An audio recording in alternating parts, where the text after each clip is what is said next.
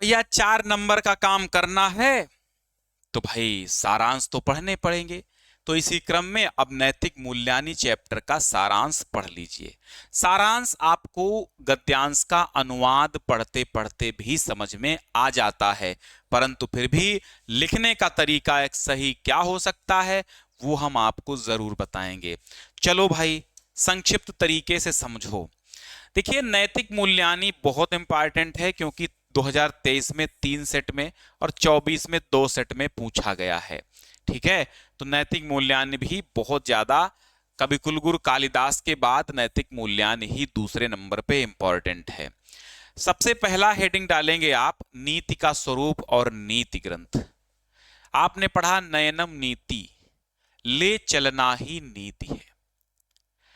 तो जिस ढंग से काम करने से मनुष्य का जीवन सुचारू और सफल तरीके से हो जाता है, व्यतीत होता है, वही नीति कहलाती है। बात समझ में आई कि जिस ढंग से कार्य करने से मानव का जीवन सुचारू और सफल होता है, वही नीति कही जाती है।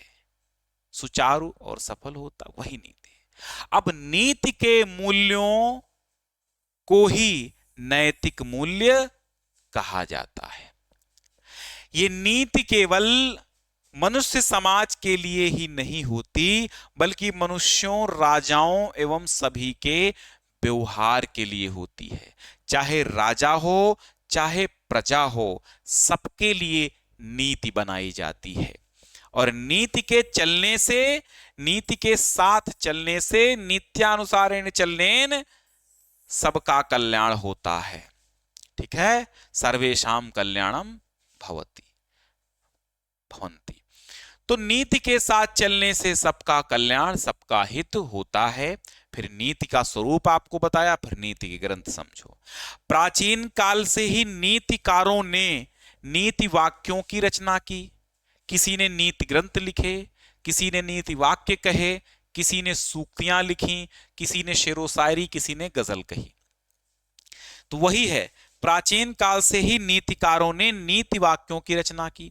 अतः साधारण लोग भी व्यवहार के लिए नीति वाक्यों और श्लोकों को कंठस्थ करते हैं, याद करते हैं। अब जैसे चाणक्य नीति, विदुर नीति, विदुलोपाख्यान, पंचतंत्र, शुक्र नीति, नीति सार, नीति विशिष्टिका, भल्लाल शतकम, भल्लाट शतकम, नीति शतकम, बल्लाल शतकम, दृष्टांत शतकम, ठीक है, आदि संस्कृत के प्रमुख नीति ग्रंथ हैं। इतने याद रखना।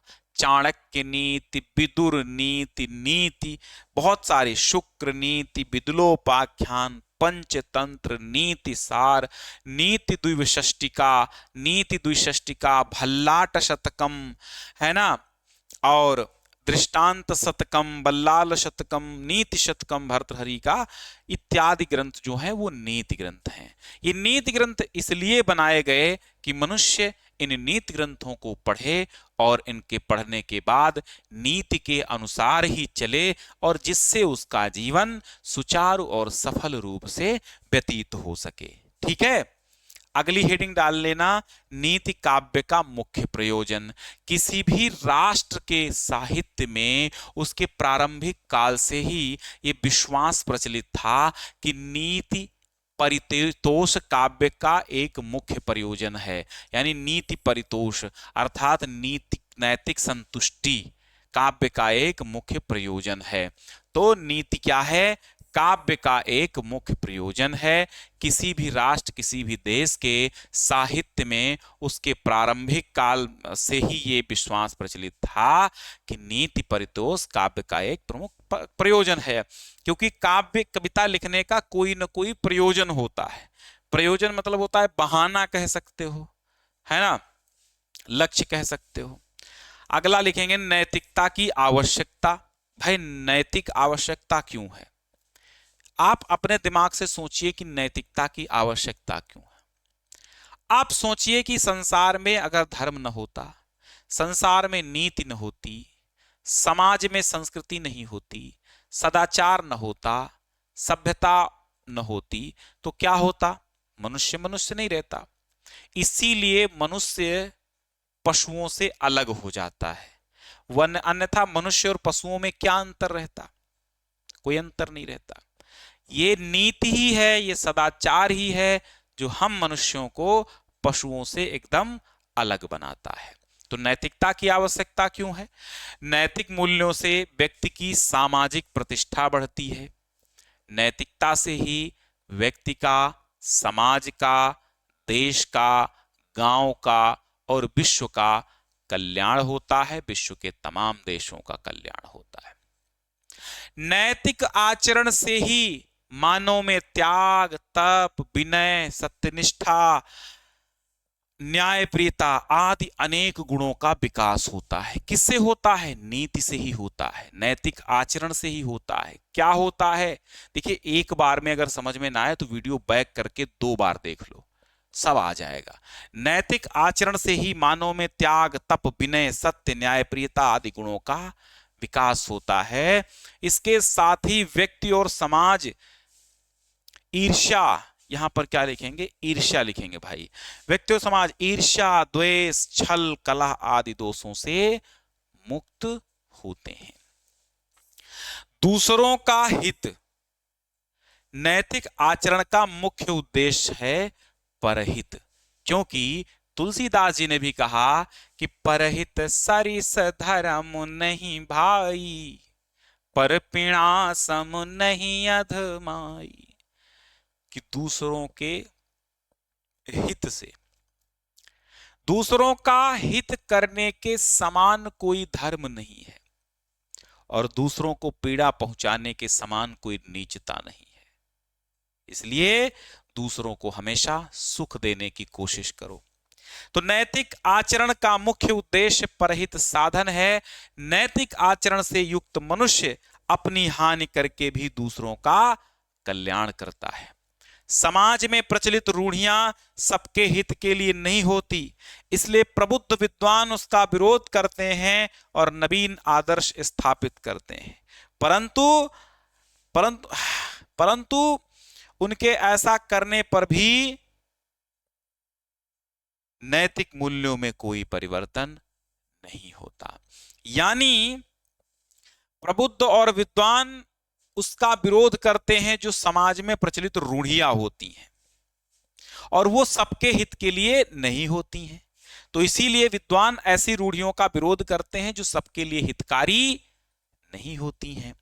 ठीक है, परंतु उनके ऐसा करने पर भी नैतिक मूल्यों में कोई परिवर्तन नहीं होता है, केवल रूढ़ियां समाप्त होती हैं। जैसे सती प्रथा थी, एक रूढ़ी थी। क्या थी? रूढ़ी थी, है ना। यहां पर शब्द रिपीट हो गया है, हाँ, ये है डबल हो गया, पर डबल हो गया। धर्म की परिभाषा क्या है? अब इसी में लिखा है अगली हेडिंग, धर्म की परिभाषा। हेडिंग्स याद रखिए, पहला समझिए, हाँ यहां पर देखो, नीति का स्वरूप और नीति ग्रंथ हो गया, फिर नीति काव्य का मुख्य प्रयोजन और नैतिकता की आवश्यकता और दूसरों का हित और धर्म की परिभाषा। धर्म की क्या परिभाषा है? जिस कर्म से मानव का इस लोक में कल्याण होता है, परलोक में भी उसको उच्च स्थान प्राप्त होता, परलोक में भी कल्याण होता है, वो है धर्म। अब मनुस्मृति में धर्म के 10 लक्षण बताए गए हैं। धृति, क्षमा, दान, अस्तेय, शौच, इंद्रिय निग्रह, धी, विद्या, सत्य और अक्रोध। ये 10 धर्म के 10 लक्षण बताए गए हैं। धर्म और नीति में अंतर क्या है? तीर्थ यात्रा, पवित्र नदियों में स्नान, यज्ञ करना और कराना, गुरु माता पिता की सेवा, संध्या वंदन, 16 संस्कार मुख्य रूप से धर्म के वाचक हैं और इन कर्मों में नीति का मिश्रण नहीं है। अतः धर्म व्यापक है। धैर्य, दया, सहनशीलता, सत्य, परोपकार आदि के आचरण में धर्म और नीति दोनों का मिश्रण होता है। दोनों का समान रूप से आचरण करने से संसार का परम कल्याण होता है। नीतिकारों के मतानुसार जीव हिंसा और परधन अपहरण से निवृत्ति, सत्य भाषण, चुगलखोरी से मुक्ति, सत्पात्रों और दीनों को दान, सत्पात्रों और दीनों को दान, लोभ को का त्याग, दया, सहनशीलता, परोपकार, श्रद्धा, गुरुजनों में अनुराग, विनयशीलता आदि नैतिकता के गुण हैं। कितने गुण लिखना है, जितने गुण होते हैं संसार में सब लिख दो, ये यहां सब आ जाएंगे।